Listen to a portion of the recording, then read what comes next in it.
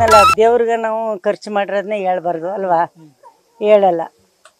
ದೇವ್ರಿಗೆ ಮಾಡಿರೋದು ದೇವ್ರು ಕೊಟ್ಟನ ದೇವ್ರಿಗೆ ಮಾಡೀವಿ ಅಷ್ಟೇ. ಇದು ಚಿಕ್ಕ ವಯಸ್ಸಿಂದ ಇಲ್ಲಿ ಬರ್ತಾ ಇದ್ರಮ್ಮ ನೀವು ಎಲ್ಲ ಹೆಂಗೆ? ನಮ್ಮ ಊರೇ ದೂರ ಅಂತ ಊರು ಇಲ್ಲೇ ಪಕ್ಕದಲ್ಲಿ 3 ಕಿಲೋಮೀಟರ್ನೆಲ್ಲ ಐತೆ. ನಾವು ಹುಟ್ಟಿದೂರೇ ದೂರ. ಅದರಿಂದ ನನ್ನ ಮಕ್ಕಳು ರಾಜ್ಯಕ್ಕೆಲ್ಲ ಬರ್ತಾ ಇದ್ವಲ್ಲ, ಇಲ್ಲಿ 2 ತಿಂಗಳು 3 ತಿಂಗಳು ಇದ್ಬಿಟ್ಟು ಹೋಯ್ತಾ ಇದ್ವಿ ನಾವು ರಾಜ್ಯದ ಟೈಮ್ನಲ್ಲಿ. ಅಷ್ಟೇ. ಚಿಕ್ಕ ವಯಸ್ಸಿಂದ ಇಲ್ಲೆಲ್ಲ ಆಡೋರ ಎಲ್ಲ ಮಟ್ಟವ್ರ, ಅವ್ರ ಫ್ರೆಂಡ್ಗಳೇ ಇಲ್ಲಿರೋರು ಎಲ್ಲ ನಿಂತ್ಕೊಂಡು ಮಾಡಿರೋರೆಲ್ಲ ಅವ್ರ ನಮ್ಮ ಹುಡುಗರ ಜೊತೆಲ್ಲ ಆಡಿರೋರು ಮಟ್ಟಿರೋರು ಅವರೇ. ಈಗ ಈ ಹಿಂದೆ ದೇವಸ್ಥಾನ ಎಲ್ಲ ಪಾಳು ಬಿದ್ದಿತ್ತು ಅಂತ ಇದ್ದಿತ್ತು, ಅವಾಗ ನೀವು ಹೇಳಿದ್ರ ಪ್ರಭುದೇವ? ಇಲ್ಲ, ಮುಂಚೆ ಮಕ್ಕಳು ಚಿಕ್ಕವರಾಗಿದ್ದಾಗಲೇ ಇದು ತುಂಬ ಹಾಳಾಗ್ಬಿಟ್ಟಿತ್ತು. ನಾನು ಯಾವುದೋ ಪೂಜೆಗೆ ಬಂದು ಹಿಂದ್ಗಡೆ ಹಿಂಗೆ ಕೈ ಕಟ್ಕೊಂಡು ನಿಂತಿದ್ದು ಲಾವದ ಅಂತಿದ್ರು. ತಿರುಗಿ ನೋಡಿದ್ರೆ ಅಲ್ಲಿ ಮಡ್ಸ್ಕೊಂಡು ಮನ್ಗಿತ್ತು. ಅದು ನೋಡ್ಬಿಟ್ಟು ಇದು ಒಂದು ನಮ್ಮ ಕೈಲಾದಷ್ಟು ಮಾಡೋ ಅಂತ ಒಂದು ಚಿಕ್ಕದಾಗಿ ಅದನ್ನ ಹೊಡಿಸ್ಬಿಟ್ಟು ದೇವಸ್ಥಾನ ಕಟ್ಸಿದೆ ನಾನು 86ನೇ ಇಸ್ವಿಲಿ. ನಮ್ಮ ತಂದೆನೇ ನಿಂತ್ಕೊಂಡು ಕಟ್ಸ್ಕೊಟ್ಟಿದ್ರು ನನಗೆ. ಅವ್ರು ಇವಾಗಿಲ್ಲ. ಆ 86ನೇ ಇಸ್ವಿಲಿ ಕಟ್ಟಿದ್ದು. ಈಗ ಬಂದು ಗೋಪುರ ಕಟ್ಸೋ ಇದೆಲ್ಲ ಮಾಡೋ ಅಂತ ಕೈ ಹಾಕಿದೆ. ಒಂದು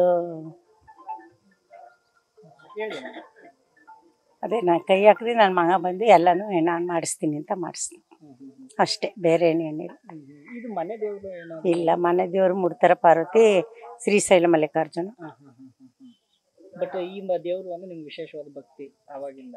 ನಾವು ಲಿಂಗಾಯತರು ತಾನೆ, ಲಿಂಗ ಅಂದರೆ ಯಾವಾಗಲೂ ಇಷ್ಟ ತಾನೆ. ನಾನು ಲಿಂಗ ಪೂಜೆ ಮಾಡೋದು ಜಾಸ್ತಿ. ಅದರಿಂದ ನನಗೆ ಅಲ್ಲಿ ಲಿಂಗ ಕಂಡ್ರೆ ನಂಗೆ ಇಷ್ಟ. ಅದರಿಂದ ಕಟ್ಸ್ಬೇಕು ಅಂತ ನಾನು ಇಷ್ಟಪಟ್ಟೆ.